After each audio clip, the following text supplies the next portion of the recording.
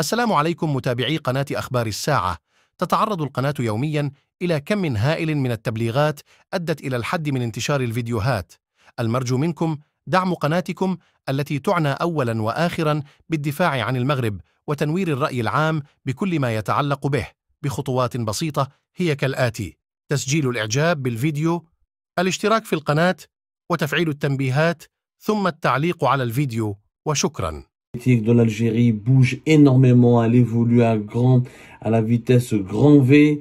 Les événements qui se sont déroulés à la fin de l'année au Mali, en plus la crise malienne qui s'est transformée en un conflit ouvert entre l'Algérie et le Mali depuis la fin de ce mois de janvier 2024.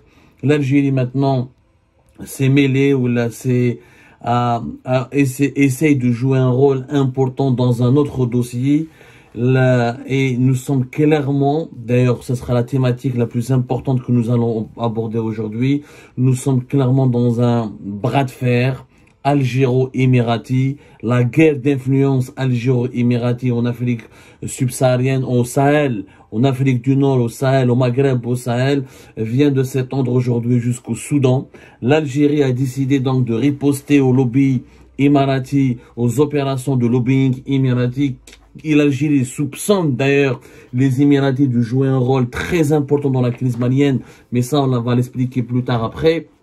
On va vous donner des clés de compréhension et des clés d'analyse pour que vous puissiez bien comprendre la complexité de la situation géopolitique dans laquelle l'Algérie se retrouve, isolée de plus en plus, menacée de plus en plus, et l'Algérie fait face à une alliance géostratégique générale. Il y a un bloc puissant auquel se heurte l'Algérie depuis 2022, c'est le bloc de l'Égypte, des Émirats Arabes Unis, de l'Arabie Saoudite, du Maroc et d'Israël, qui sont en train, ces pays-là ont constitué un bloc puissant, ils font des alliances, ils ont tissé des alliances pour avoir exercé un certain leadership et une influence qui va du Moyen-Orient jusqu'à l'Afrique subsaharienne.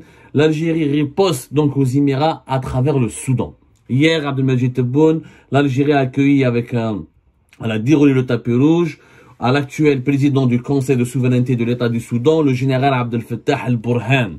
Général Abdel Fattah al-Burhan, un personnage très connu au Soudan, c'est un acteur politique de choix au Soudan, c'était l'équivalent de Sisi au Soudan, c'était l'équivalent de Gaïd Salah au Soudan, longtemps chef d'état-major de l'armée soudanaise. Il avait joué un rôle important dans la transition qui a mené vers la chute 2019-2020 du Omar al-Béchir, le dictateur qui était à la tête d'une dictature islamo-militaire, militaro-islamiste, si on peut l'appeler comme ça. Membad, Al-Burhan est devenu donc un personnage important parce qu'il a trahi un petit peu les espoirs démocratiques du fameux printemps, le Hirak soudanais. Vous avez du mal à vous en rappeler, mais en 2019, l'Algérie et le Soudan ont connu des événements similaires. Ce sont les Soudanais comme les Algériens se sont révoltés en 2019 pour réclamer la démocratie, pour réclamer l'état de droit et pour réclamer le départ d'une dictature qui avait celle du régime de Omar al-Béchir, qui a dirigé, qui a monopolisé le pouvoir, qui a imposé un régime très conservateur, islamiste à la fois, mais très militaire et sécuritaire pendant pratiquement 2 à 3 décennies. Les manifestations de février 2019, exactement au même moment que l'Algérie. Même bad, il y a eu donc des coups d'État qui ont été accomplis. En novembre 2021, le général Burhan devient président du Conseil de souveraineté et de transition dans la République du Soudan. Ensuite, alors qu'auparavant, il était le président du Conseil de souveraineté de la République du Soudan, il devient en réalité le chef d'État de facto, après avoir joué un tour au processus de transition qui était mené par les politiciens, par la société civile, etc. Al-Burhan veut faire comme Sisi, veut s'emparer du pouvoir. Il s'est emparé du pouvoir à travers le coup d'État d'octobre 2021, qui lui a permis donc d'éliminer le Premier ministre à l'époque, Abdallah Hamdouk, et d'éliminer les civils, et de s'emparer du pouvoir et de militariser le pouvoir. Sauf que la situation n'a pas été aussi simple puisque le général Burhan, il s'est brouillé avec son principal allié qui l'a aidé à conquérir le pouvoir et qui est un autre général, c'est le général Dagalo, qui est le patron de ce qu'on appelle les fameuses forces paramilitaires, le FSR, et depuis avril 2023, depuis la mi-avril 2023, une guerre civile a éclaté au Soudan. Alors, vous allez me dire quelle est la relation avec l'Algérie et les Émirats. Cette guerre civile a été essentiellement alimentée par le lobby émirati. Les Émiratis soutiennent le concurrent direct du général Al-Burhan. Et c'est pour cette raison que l'Algérie a accueilli le général Al-Burhan pour tisser une alliance avec lui, pour le soutenir et pour riposter et résister ou attaquer les Émirats dans l'un des pays où les Émiratis sont en train de manœuvrer énormément pour imposer leurs alliés à la tête de l'État soudanais. Alors, le général Mohamed Hamdan Dagalo, qui est le patron des forces de soutien rapide, est un allié des Émiratis pendant de longues années. Et d'ailleurs, pourquoi? Parce que les forces spéciales rapides, ce sont les forces paramilitaires soudanaises, c'est eux qui ont combattu pendant longtemps dans la guerre au Yémen. La guerre au Yémen, ils ont beaucoup servi la guerre au Yémen. La guerre au Yémen, elle est peut-être très peu connue en Algérie.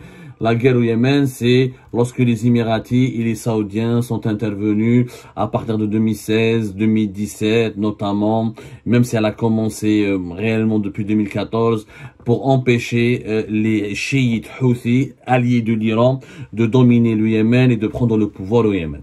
Et les Soudanais des forces spéciales rapides, les milices soudanaises, les mercenaires soudanais, à travers les forces rapides de soutien, les forces de soutien rapide du général Dagalo, général Hamdan Dagalo, ont beaucoup combattu au Yémen au profit des Émirats et des Saoudiens, mais notamment auprès des Émiratis. Les Émiratis leur renvoient l'ascenseur, ils les soutiennent dans leur conquête du pouvoir maintenant le général Mohamed Hamdan Dagalo ne reconnaît plus le Burhan, il veut lui enlever le pouvoir et entre Abdel Fattah al-Burhan et on appelle la guerre des généraux qui oppose Abdel Fattah al-Burhan à Hamdan Dagalo. Alors pourquoi l'Algérie a décidé de s'intéresser de près ou de s'impliquer? Elle s'intéresse plus, elle s'implique. Parce que le Barah Abdelmadjid Tebboune, il a fait quand même des déclarations très fortes. Il a clairement dit que l'Algérie soutient le Soudan pour surmonter sa conjoncture difficile face aux forces du mal qui la ciblent. Face aux forces du mal, Abdelmadjid Tebboune a affirmé que l'Algérie se tient aux côtés du Soudan pour surmonter la conjoncture difficile et faire face aux forces du mal qui la ciblent. Et l'Algérie donc a toujours soutenu le Soudan et elle veut être aux côtés du Soudan. Maintenant, quel sera ce type de soutien? Est-ce que l'Algérie va donner des armes? Est-ce qu'elle va soutenir Al-Burhan? En tout cas, je ne crois pas que Al-Burhan est venu à Alger juste pour des déclarations. C'est que s'il est venu voir Tebboune et les dirigeants algériens, c'est qu'il espère de la part de l'Algérie une aide financière et une aide militaire parce qu'il est en train de perdre la guerre. C'est ça ce qu'il faut savoir.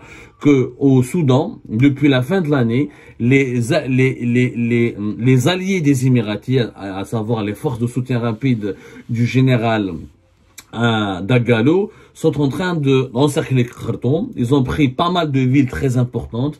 Ils contrôlent le Darfour. Ils sont en train d'avancer et de gagner sur le plan tactique et opérationnel. Ils ont commencé à prendre le dessus sur les forces militaires du général Abdel Fattah al-Burhan.